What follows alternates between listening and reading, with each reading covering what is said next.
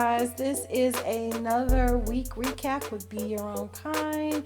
This week has been a little weird. I've been under the weather, so I haven't really been posting as much this week. But don't be sad, because I will just flood the internet next week with questions and things of that sort, like I normally do, and pictures of moi. This week, like I said, has been kind of slow.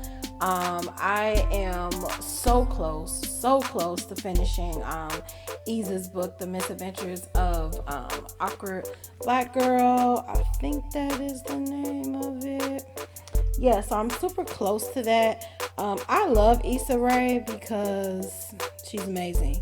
I first heard about her on what was it? Oh, on YouTube, The Misadventures of an Awkward Black Girl. Yeah, so in this book, she talks about just her adventures. She is an extraordinary person that's actually trying to be ordinary and fit in, but really she found out that maybe she doesn't need to fit in. Like, I feel like over through life, even though that's not in the book, I feel like her awkwardness was like her superpower. And I totally love that about her, because I always felt like I was pretty peculiar compared to different groups that I used to hang out with. And so I'm like, I just identify with her character on YouTube. So this is gonna be this video is gonna talk a little bit about Issa Rae. So at first, I just want to share with you a clip that I saw on Instagram, just her, explaining a little bit about her success, and so check it out. I think my first YouTube video was a video called, it was like drunken freestyle with my friends. We had just discovered Moscato because of a Lil Kim song, and we were like, Lil Kim always shouts out Moscato, let's buy it, we 21. And so we did that, and then we had like a freestyle session. And I recorded it like on my phone, I think, and then made a music video to it and uploaded it. It was called Fuck You Bitch. And it got like 150,000 views. How did it go? It goes, fuck you bitch, you's a bitch. It was very bad. Okay. It was not good. You need a Grammy. You need a Grammy too. It was really bad. And then maybe my friends make me take it down, because I had it up for like a long time, and my friend was like, bitch, I'm trying to be a nurse, I can't have that right here, like, stop. So say it to the patient. So that's on private now, because I just deleted it, she don't know. But I was scared because outside of that, I had never put myself out there. People think things are overnight, but even with Awkward Black Girl, I had 2 web series before that I was just grinding to get an audience for, and my second web series was a series called Fly Guys Said the F Word, and it was about my brother and his music group, and I really believed in that. I was like, I'm behind the scenes editing, I would skip out the social events to do it, and at the time I wasn't really working, I was doing like videography gigs and editing gigs here and there, because I thought like, if I edit this video, if I do the videography for this wedding and edit it, maybe like a movie director will see it and be like, you got skills, and I get discovered.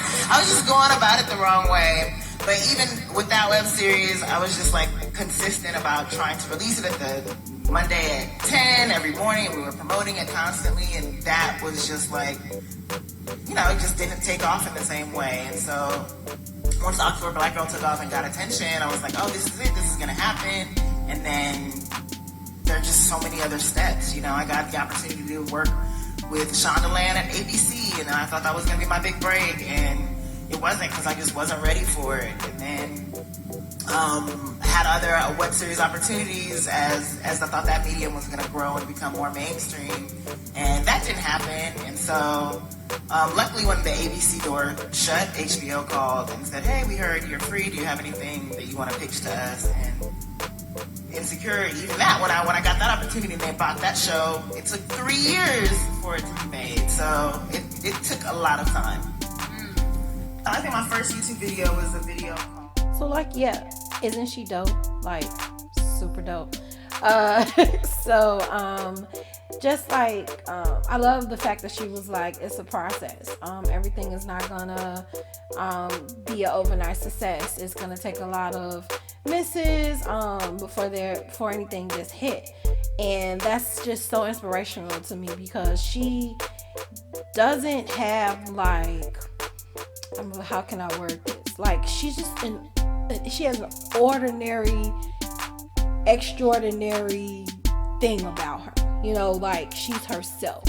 You know, like, just her admitting that they created a rap song out of nothing, and even with her YouTube show Misadventures, it wasn't like it was nothing that was like had a message in it or anything. It was just a story of trying to fit in this quote unquote super cool quota, and being around these people that seem like they got it all together, and come to find out they really don't. They just have a better way of hiding it, and meanwhile you're feeling like the awkward one, but they feel just as awkward as you do. I don't know, I can't explain it, but I just love everything about her. I resonate with her, I can identify with her, and I just love Issa, apparently, right? So she's very inspirational for me, because it tells me, hey, keep going, don't stop. You know, and I've tried so many different businesses, so many different avenues, and I decided to blog and do YouTube and do podcasts because it's fun to me. I decided to do things that were fun for me, you know, and whether it takes off or it don't, I just know that I am connecting with people, and that I'm just having fun with everything that I do. So anyway, reading her book, and we just saw that clip, and I do not know if you watched the show Insecure, but it is amazing. 4th season on HBO, I believe on Sundays. I stream it, so on Hulu, I probably watch it on Mondays. So first episode is pretty good. I'm still rooting for her to be with Lawrence, for those who that catch the show. So just catch the show. So the next thing I want to talk about is the new logo. If you've noticed, the logo is quite different. It used to be a woman with her head down, which was to express humility, which I am still humble, but I wanted to just like change my look a little bit. So I hooked up with Good Mark on IG. As you can see, I put the IG address right there because clearly my memory sucks. And Carlin came up with this amazing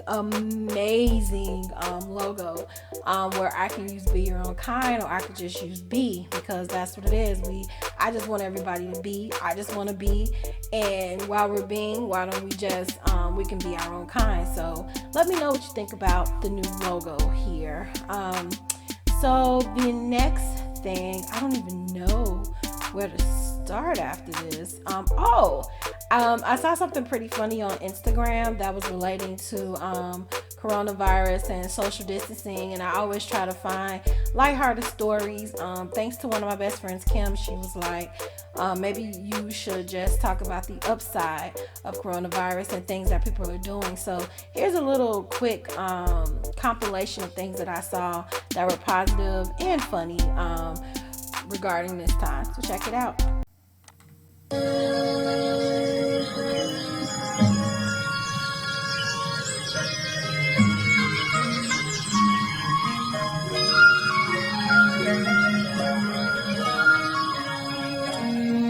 Little town, everyone's in lockdown. All alone, they remain at home. Little town full of little people, waking up to say, stay home. Stay home. Stay home.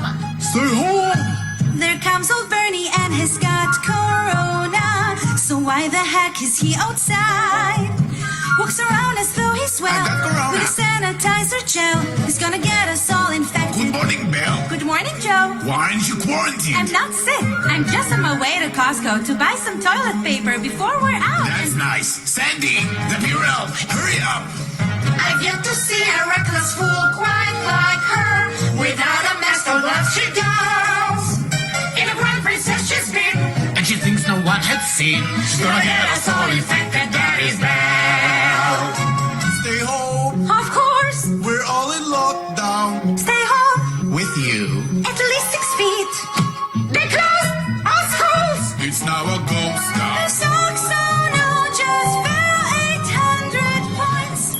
You again. Good morning, Albert. I'm done reading the book. Did you wash your hands? I don't remember. Is there anything new? Hahaha, I'm serious. Wash your hands. No worries. Okay, I'll take this one. Another Stephen King? Are you sure? I'm not feeling well. I've got a fever, terrible cough. I think I've got corona. Fine, take the book. Just don't come near me. But sir, Don't touch me. thank you. Thank you very much. And there she goes with runny nose and fever. She never covered when she sneezed. She forgets to wash her hands. Though she tries to comprehend the dangers of corona that is there. No,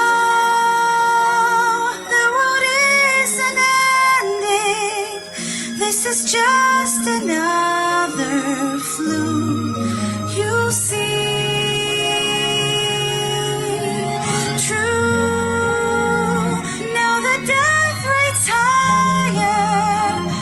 We can't control when we will die, so let it be. Corona isn't just another virus, and yet she doesn't seem to care. She does look kind of pale, and her breathing seems to fail. Very different from the rest of us. She's nothing like the rest of us. She's gonna be the end of us.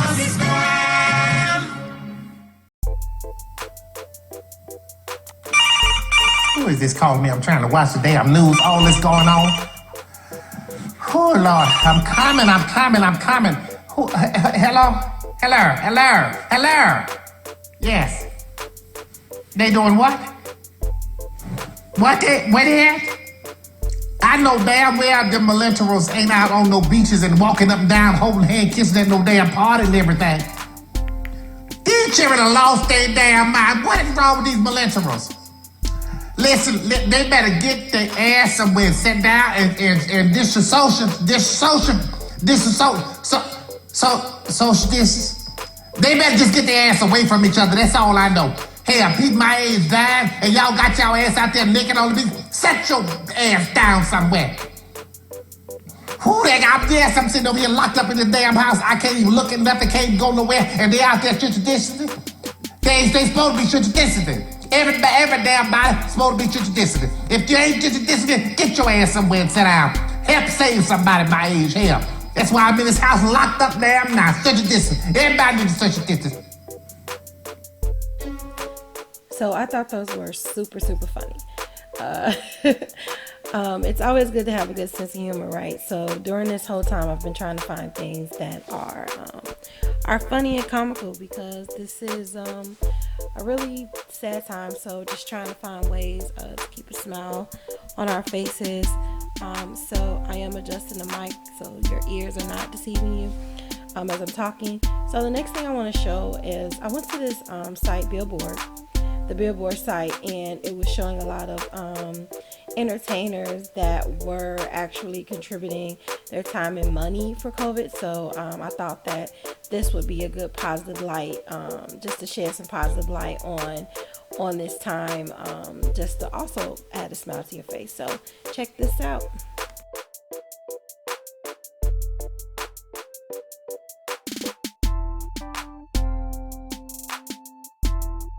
Fans, so let me tell you something. I've been getting a lot of DMs of people in need, and me and Fashion Nova, we came up with a way that we are going to give out $1,000 an hour for the next 42 days. Yep, that's right. You know, sometimes you go to charity and you wonder like, is it really going to the people? Well, we're going to make sure it's going to the people. All you got to do is go to fashionnova.com/care, put your name, number. I'm going to give you all the direction down below.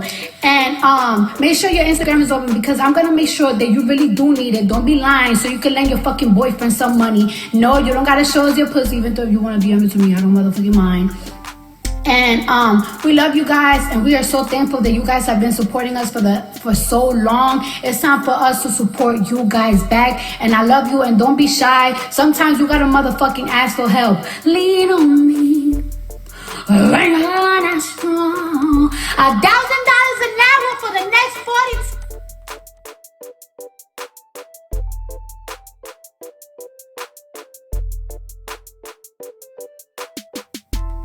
What's up, hotties? It's Megan Thee Stallion, aka the Hot Girl Coach, and I have teamed up with Amazon Music just to donate some supplies and some money and some fire tablets to the residents and the staff at the Park Manor Skilled Nursing Home in Houston, Texas, my hometown, my city.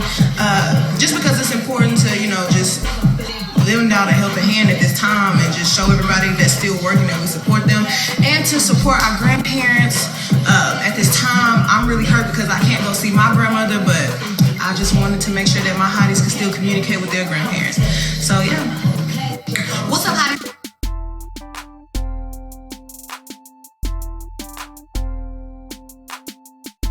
Hi, this is Alvin, and I'm so pleased to announce that my foundation is launching a new COVID-19 emergency fund today.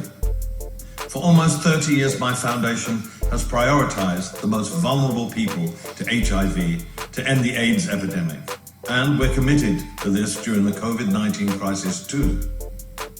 Distributing medicines, testing and preventive treatment is not as simple as it was a few weeks ago.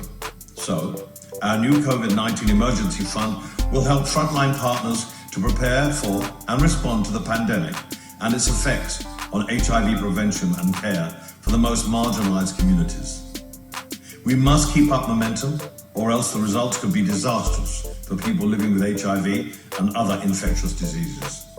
We are with you. We are thinking of you. We will not leave anyone behind. Head to ejaf.org to find out more. And thank you.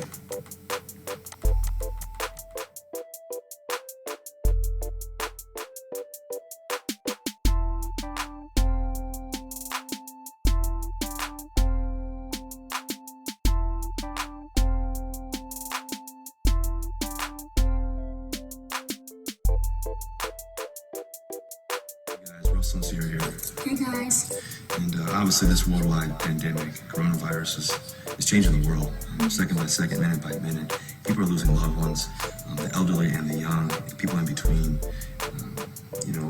Think about people losing jobs, even in Seattle, our friends at Alaska Airlines and The Sounders family, friends of the children, Seattle Children's Hospital. All these places are being affected all around the world. And so what we've decided to do is partner up with a local food bank in Seattle, Seattle Food Lifeline, and we're going to donate 1 million meals to hopefully make a difference. We want to encourage everyone out there to join us in whatever way that you can, big or small. Everything makes a difference. Everything that we do together makes a difference. And together we will conquer this tough time that we're going through. Yeah, we will. We have faith. We want to encourage everyone else out there to keep the faith. Also practice social distancing. That's super important. Yeah, and be blessed. Praying for you guys. Praying for everyone out there. Love you guys.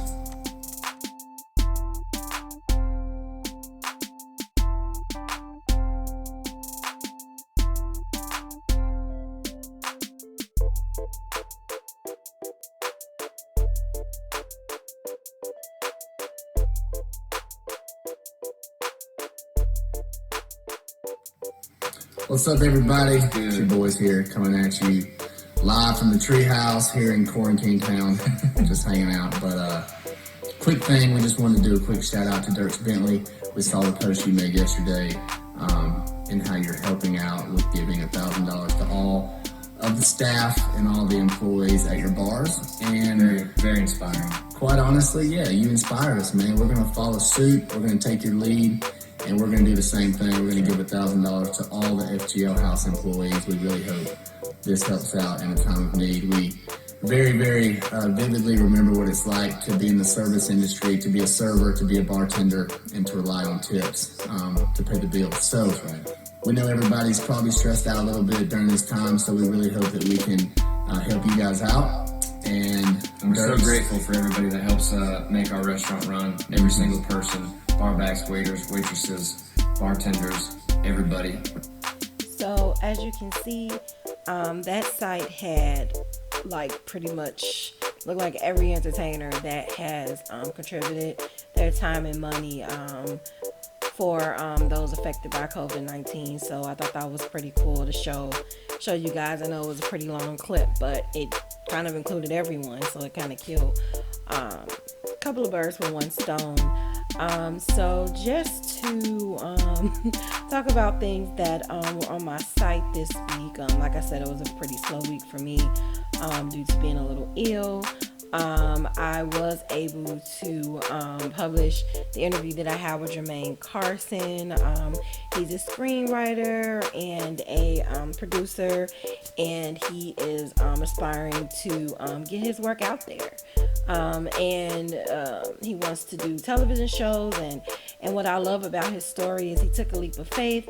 He went from one side of the country to the other side, pretty much. He went from Illinois to California just for his pursuit to